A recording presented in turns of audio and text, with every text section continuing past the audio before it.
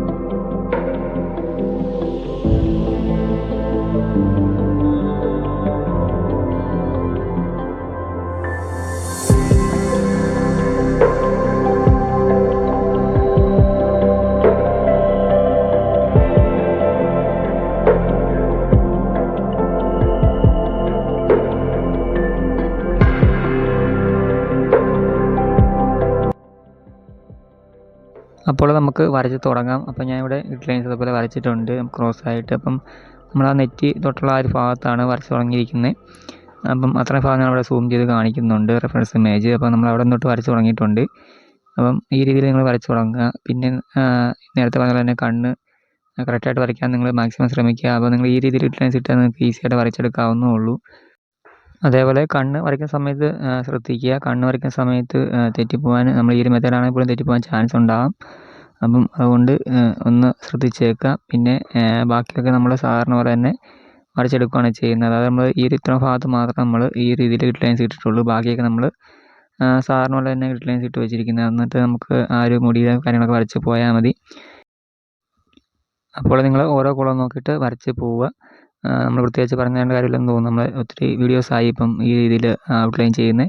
അതുകൊണ്ട് തന്നെ എങ്ങനെയാണെന്ന് നിങ്ങൾക്ക് അറിയായിരിക്കും. അപ്പോൾ നമ്മുടെ ചാനലിൽ പുതിയതായിട്ട് ആരെങ്കിലും വന്നിട്ടുണ്ടെങ്കിൽ നമ്മുടെ ചാനലിൽ പ്ലേലിസ്റ്റൊക്കെ ഒന്ന് കയറി നോക്കാവുന്നതാണ്. നമ്മൾ കളർ പെൻസിൽ ഡ്രോയിങ് ഒക്കെ ചെയ്തിട്ടുണ്ട്. അപ്പോൾ അതൊക്കെ നോക്കിയിട്ട് നിങ്ങൾക്ക് കളർ പെൻസിൽ ഡ്രോയിങ് ചെയ്ത് നോക്കണമെങ്കിൽ ആ വീഡിയോസ് കണ്ടിട്ട് നിങ്ങൾ ചെയ്ത് നോക്കാവുന്നേ ഉള്ളൂ. അതുപോലെ ഫ്രീ ഹാൻഡായിട്ട് നമ്മൾ ഫേസ് വരയ്ക്കുന്ന വീഡിയോ ചെയ്തിട്ടുണ്ട്. അപ്പോൾ അതൊക്കെ ഒന്ന് കണ്ട് നോക്കുക. നിങ്ങൾക്ക് താല്പര്യം ഉണ്ടെങ്കിൽ അതൊക്കെ ഒന്ന് ചെയ്ത് നോക്കാവുന്നതാണ്. എല്ലാ വീഡിയോസും കണ്ടിട്ട് നിങ്ങൾക്ക് എന്തെങ്കിലും സംശയങ്ങളൊക്കെ ഉണ്ടെങ്കിൽ നിങ്ങൾക്ക് കമൻറ്റായിട്ടോ മെസ്സേജായിട്ടോ ചോദിക്കാവുന്നതാണ്. ഞാൻ നിങ്ങൾക്ക് റിപ്ലൈ തരുന്നതായിരിക്കും. പിന്നെ ഡ്രോയിങ് പഠിക്കാൻ ഇൻട്രസ്റ്റ് ഉള്ള ആൾക്കാരാണ് നിങ്ങളെങ്കിൽ ഈ ഒരു ചാനൽ സബ്സ്ക്രൈബ് ചെയ്തിട്ടില്ലെങ്കിൽ ഒന്ന് സബ്സ്ക്രൈബ് ചെയ്ത് വെച്ചേക്കുക. നിങ്ങൾക്ക് ഉപകാരപ്പെടുന്ന ഒരുപാട് ഡ്രോയിങ് വീഡിയോസ് ഈ ഒരു ചാനൽ വഴി അപ്ലോഡ് ചെയ്യുന്നതാണ്. എല്ലാം ട്യൂട്ടോറിയലായിട്ട് തന്നെയാണ് ഇടുന്നത്. കാര്യങ്ങളൊക്കെ പറഞ്ഞ് തന്നെയാണ് വീഡിയോ ഇടുന്നത്. അപ്പം നിങ്ങൾക്ക് ഓരോ വീഡിയോ കണ്ടിട്ട് വരച്ച് നോക്കാവുന്നതാണ്. പ്രാക്ടീസ് ചെയ്ത് കഴിഞ്ഞാൽ നിങ്ങൾക്ക് ഈസി ആയിട്ട് ഡ്രോയിങ് പഠിച്ചെടുക്കാവുന്നേ ഉള്ളൂ.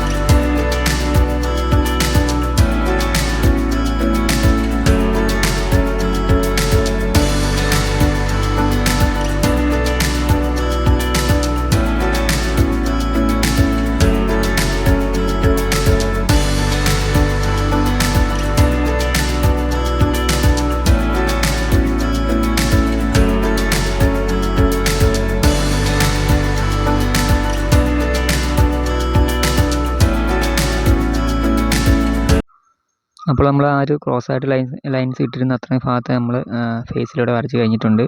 അപ്പോൾ ഇനി നമുക്ക് സാറിന് പോലെ ഫോട്ടോ കണ്ടിട്ട് അതായത് സാറിന് പോലെ ലൈൻസ് ഇട്ട ഫോട്ടോ കണ്ടിട്ട് നമുക്ക് വരച്ച് പോയാൽ മതി. ബാക്കിയുള്ളതൊക്കെ ഈസിയായിട്ട് വരച്ചെടുക്കാവുന്നേ ഉള്ളൂ. അപ്പോൾ നമ്മൾ മെയിനായിട്ട് ഇപ്പോൾ നമ്മുടെ ഫേസിൽ നമുക്ക് തെറ്റിപ്പോകാൻ സാധ്യതയുള്ളതുകൊണ്ട് മാത്രം, അല്ലെങ്കിൽ കറക്റ്റായിട്ട് കിട്ടാൻ വേണ്ടി മാത്രം നമ്മൾ ആ രീതിയിൽ ലൈൻസ് ഇട്ടിരുന്നായിരുന്നു. അപ്പോൾ നമുക്കിനി ബാക്കിയുള്ള ഭാഗം കൂടെ ഒന്ന് വേഗം വരച്ചെടുക്കാം.